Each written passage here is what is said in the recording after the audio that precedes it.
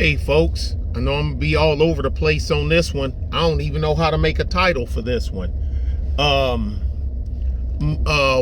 Got some news from the Eastern Front, actually. Comrade, glorious news. Das Vidanya. Nah, that's a damn shame. As a former combat soldier for the United States Army and a guy that's been on the north-south border in Korea and the east-west border of freaking Germany during the Cold War, both of them, hell, because they were in the 80s. This was in the 80s. I can't even explain to y'all how weird it feels saying, man, even with all our money and all our equipment, that baked potato Joe then sent. See, when I was in service, I couldn't say that. You get your ass in trouble. But I've been out for a few years now, so yeah, I'm good. I ain't cursing him, ain't threatening him, ain't saying I want anything to happen. The only thing I want to happen to him is him to go home and retire and just sit and stare out the window. Don't touch nothing. The only thing you should have to touch is the faucet in the sink to wash your hands, the faucet when you're going to take a bath, and the handle to flush the commode when you're done. You're doing number one and number two. I don't want a knife and a fork and a spoon when mama feeding you. I don't want you to be touching nothing. I don't want him to have nothing. No connection to nothing. But it sure feels freaking weird. Oh, he did get that new truck. I be dang. Like, what's he talking about? Nothing. It's a guy tow truck that I know he had told me that he had bought another one, and I'll be damn. I just seen it on the humbug. Timing is something else. And I could, if somebody would have told me, Nick, you're gonna wind up rooting for a group. Rooting for someone that you've ordained an enemy for geopolitical and ideological reasons, against someone that that a wing of your government is backing, I wouldn't have believed them. And I ain't rooting, because I personally could do without either one of them. I don't need neither one of them, but I sure as hell don't need Ukraine. I don't need Russia either. I don't need none of them. But I have a different view of this thing, because I'm of a different scope. If I probably wasn't in the military, or if I wasn't in combat units for all the time that I was, with 6 years attached to a 5-letter organization within, which is still technically the military, I probably wouldn't be thinking. I doubt if I would have the mindset that I have now on the way I feel about this. There are certain things I know not to say. I can think it all I want. It will never parse my lips. But I will say I have zero support for Ukraine. Zero. And I mean zero. None. I have no support for them whatsoever. I'm saying we shouldn't have got involved in this. It's a money laundering scheme. One leg has been kicked off of the table. That was the FTX Bitcoin, the Sam Bankman fried, because he was part of the loop. Because we give the money to Ukraine. Ukraine bought FTX Bitcoin. FTX Bitcoin donated large chunks of money to the Democrat Party and a couple of Republican operatives too. See, like I said, y'all know me. I punch both sides. All right. I'm one of them where you say, well, you have two bank robbers. This guy stole $1 million. This guy stole $250,000. Well, you're a bank robber. Well, so are you. Yeah, but I only stole $250,000. I didn't know that there was a dollar amount on that goes that make it qualify as robbing a bank. Did you rob the bank or didn't you? But I only got $250,000, but you got $1 million. That's what they're doing. That's what a couple of neocons is trying to pump to me. And I just cursed their ass smooth the hell out. But cause I put them in the same I don't like y'all. I don't like you. I don't want anything to do with you. Okay, get away from me. I have no use for you. This is about ready. We'll never get that money back. We'll never get that equipment back. That equipment is going to stay just like the equipment that we left in Afghanistan, which we could have easily got it. As large amount of equipment that is, trust me, I know. That's 2 days worth of work. 2. Trust me. I know. Oh, look, Vladimir. Comrade! Rob Ski's t-shirt. AK Operators Union. Oh, have AK will travel.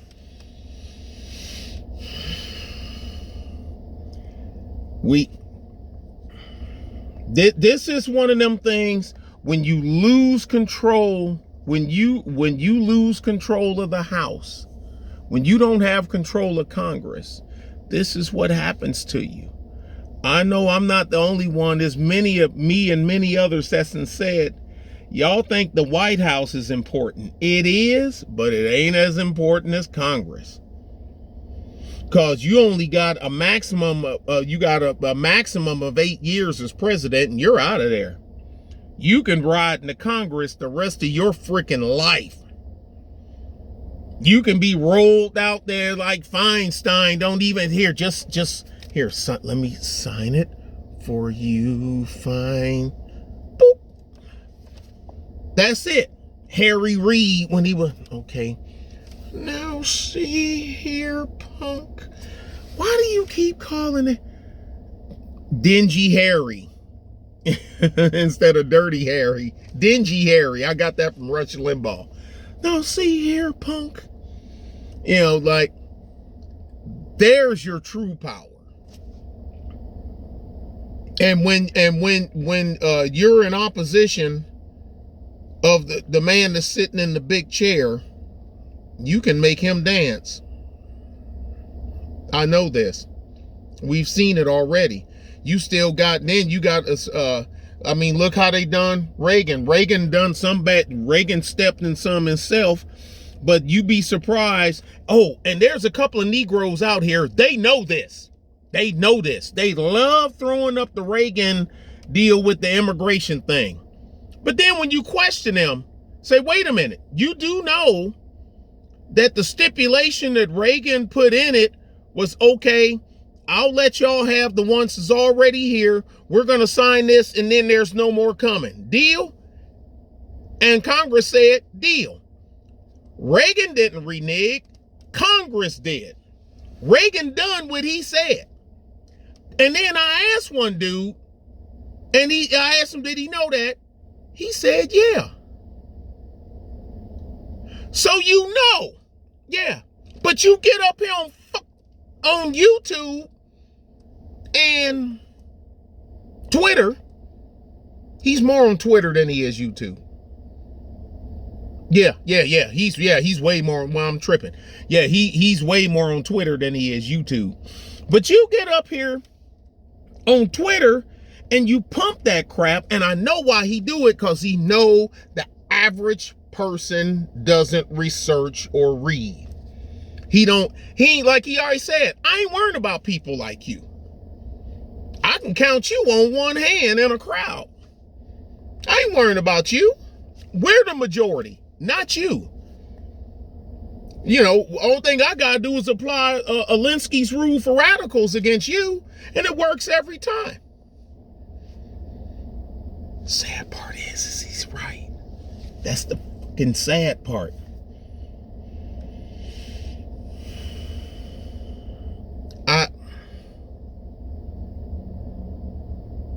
Like I say, man, if hell existed, we would be going there in a handbasket. But anyway, this whole deal here, like I say, I'm sitting back and I'm watching this deal. I'm watching this Hamas Israeli deal. This stinks to high heaven. Putin then hooked up with the oil barons. I gotta do the Ghost Fleet video. I'm gonna do a stream, because if I do a video, it's gonna be long as hell, because there's no way to do that in 10 minutes. It just can't be done, especially with me as easily distracted as I am. It can't be done. What's a Ghost Fleet? The crude oil tankers. Man, I don't give a damn about crude oil. Everything that you deal with in your daily life hinges on crude oil. I don't give a damn if you one of them leftist lily pad smoking douche knot barista dweebazoids or whatnot, you know, drinking your fairy dick juice out of a damn cup through a straw. I don't care. Where do you think that plastic came from that you drinking in that from that straw? Well, it's paper. Okay, so it came from a paper mill. Yeah. What do you think the paper mill runs on? Unicorn farts and whatnot? No. How did the stuff that you got get to the store that you bought it from? This is BPA free. How did it get to the store that you bought it from? How did it get to the store that you brought it from? That you bought it from, not bought as in purchase, unless you lift the 5-finger discounted it. It came on a truck. Trucks run on tires and diesel, and they have oil to lubricate the engine, oils to lubricate the transmission, greases to lubricate the front hub. Oils to lubricate the hubs, and greases to lubricate the bearings and seals. And a trailer. What are you talking about? You cannot replace that. No one can replace it right now. No one. Cost effectively. You can't do it. Guess what? Your beloved battery industry, it depends on the crude oil industry. You Mickey Fickies or something else.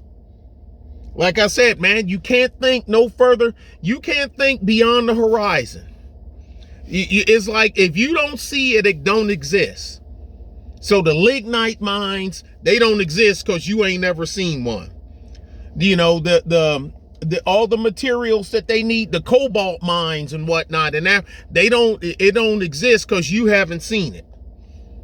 The only thing you know is you opened a box and this was in it, and you turned it on and put it in, but you don't understand what went, how many people sweated to get this. The gold, the silver, you know, all the stuff, the cobalt for, you know, whatchamacallit for the batteries. Oh, how do you think batteries are charged in the plants? Okay. I dismiss all the I dismiss them. I don't even like talking to them. And when they talk to me, because there's no need of me saying to them what I'm saying to y'all now. Because it's going to sound like the only thing you're going to hear is,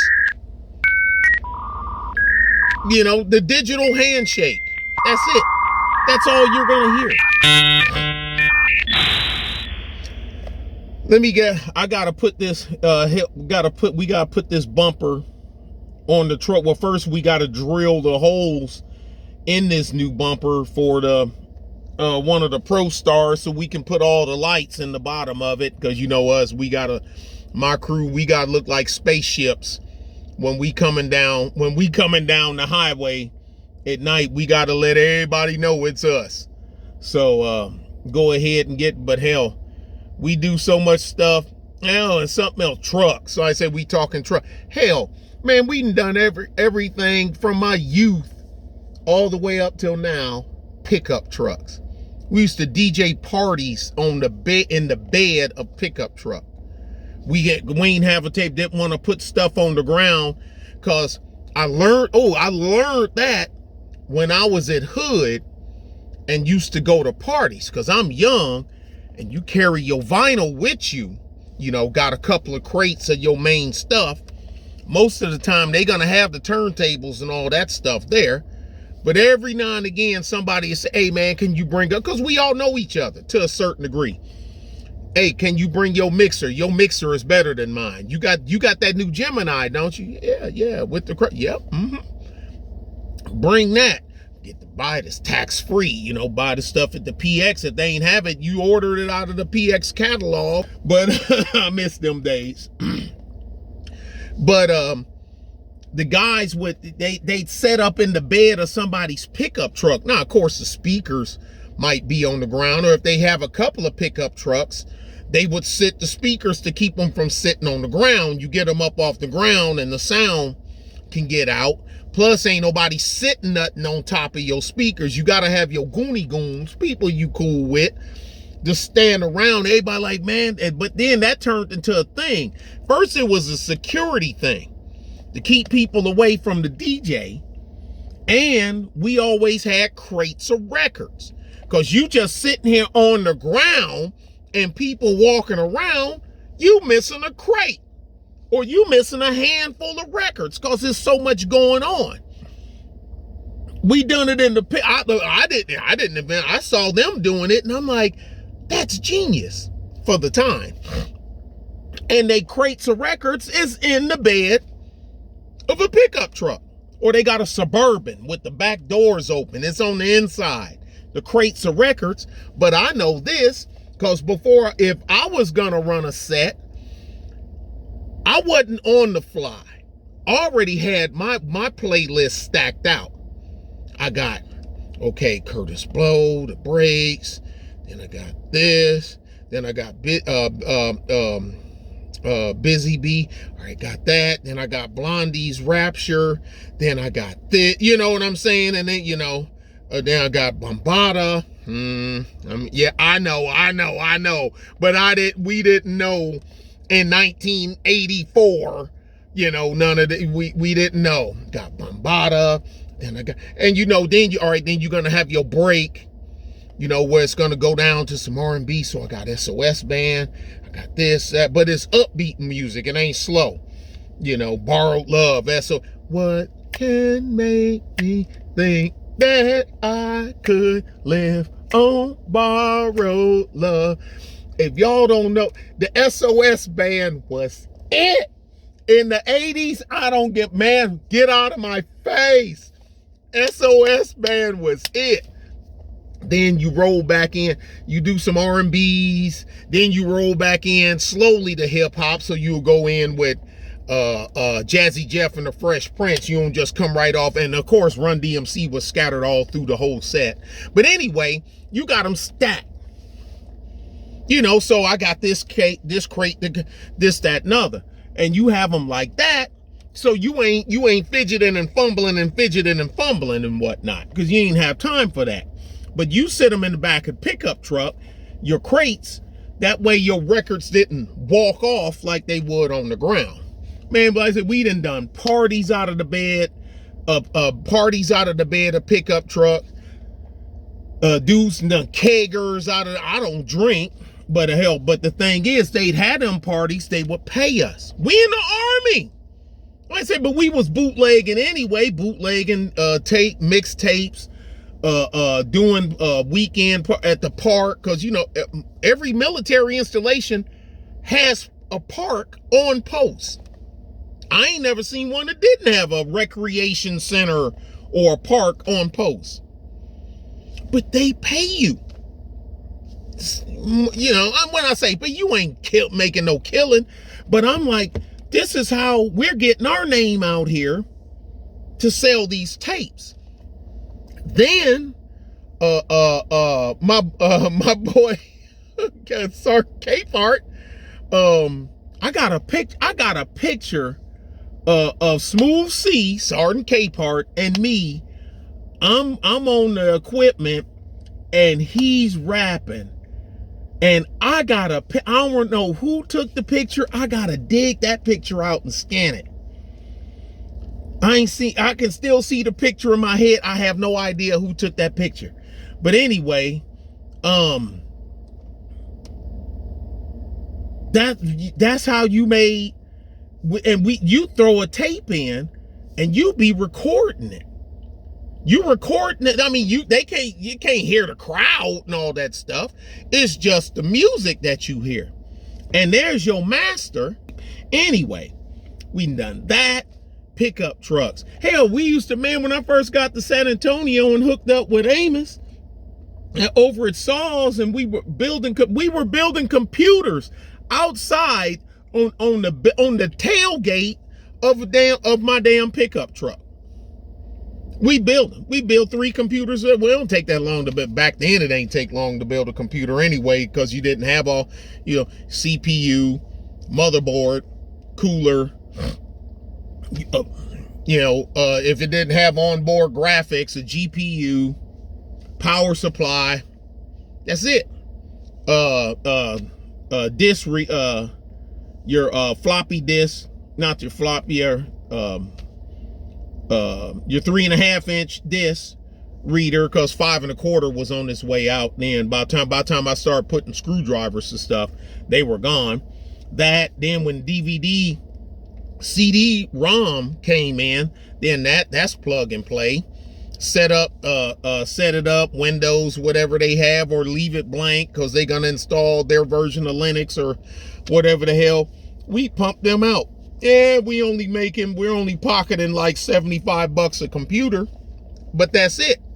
I'm like, man, shoot, pickup truck, that's your moving truck, that's your equipment truck, that's your tailgate truck, that's your barbecuing truck. Y'all got the grill over there, and y'all sit the stuff and sit it over there on the tailgates. Got the pay. You all come out here now. Where we at? We had a pickup trucks. You don't sit them straight. You got to sit them like this, where the tailgates are almost touching, where it goes like in an angle. Because you put them like this, you got that gap where you don't want folks to be able to walk in between the trucks. You put them like that, so when the tailgates is down, it ain't enough for you to walk through. And you got all the stuff. That's how you control access. Because you done made it as a half C. Y'all come and y'all just go around. You can't walk in from the other way. We still do that to this day. But man, one of the greatest implements ever made, in my opinion, is a damn pickup truck. So whoever invented it, I know it's up for debate. Florence Amberden in Germany says, but the Dodge brothers, I think the real first usable, accessible to everybody pickup truck that I can remember was from the Dodge brothers. But and I think they started off as a bicycle shop, if I'm not mistaken. I think the Dodge brothers started off as a bicycle shop, and then I could be wrong. I'm quite sure. If I'm wrong, somebody will correct me. Anyway, let me stop. Then Slidestream started, so I sure wasn't gonna start mine up, and I'm still mad about how that woman done her damn son, got rubbing her ass all over. Got some dude grinding his proboscis on her butt in public in a crowd with everybody recording, and your 10-year-old son here. You can see that that boy was genuinely hurt. I will say that I said it last night and I say it again. These ain't mothers. These is hoes that had kids. And I ain't taking it back. I ain't making no excuses. Flip them and feed them fish heads. These is hoes with kids. That's all that is. And they don't give a damn about their sons. And most of them don't. The reason they don't give a damn about their sons is because they hate the man that they fathered the child with. And since he ain't around for them to project that hate on him, they're gonna take it out on the child. Hell, I've seen mothers competing with their own freaking daughters. I know a woman personally. Known her for years when I lived in San Antonio. Known her for years. Big fallout with the family. All this other crap. She was screwing her daughter's boyfriend. Now, do I put some blame on him? Hell yeah, I put some on him too. Because you know that's your chick's mama.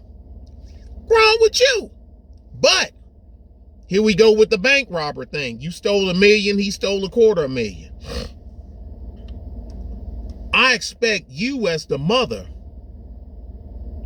to have, better sense than do that against your own daughter than I would a dude that ain't related neither. I mean, y'all, he really don't have too much to lose.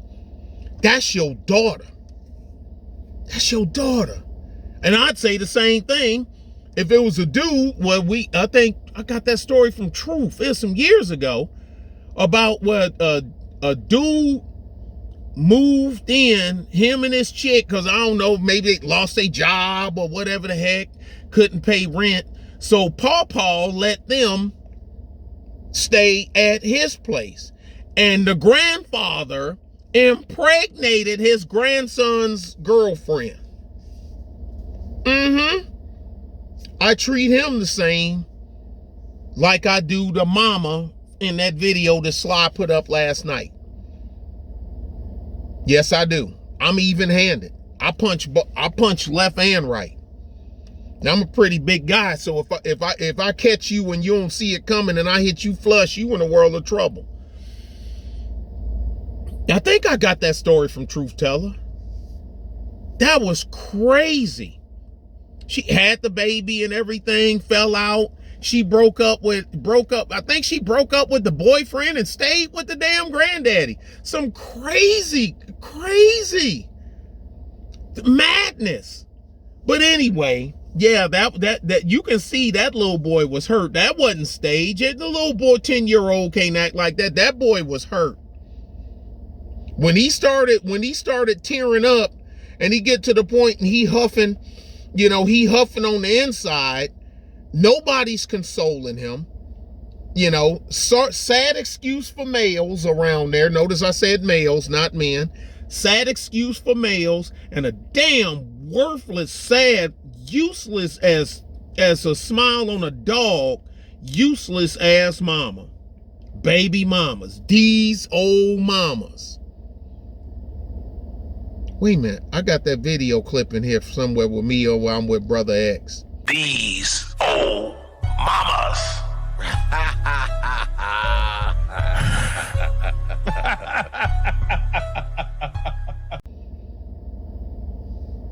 Yeah, these old mamas.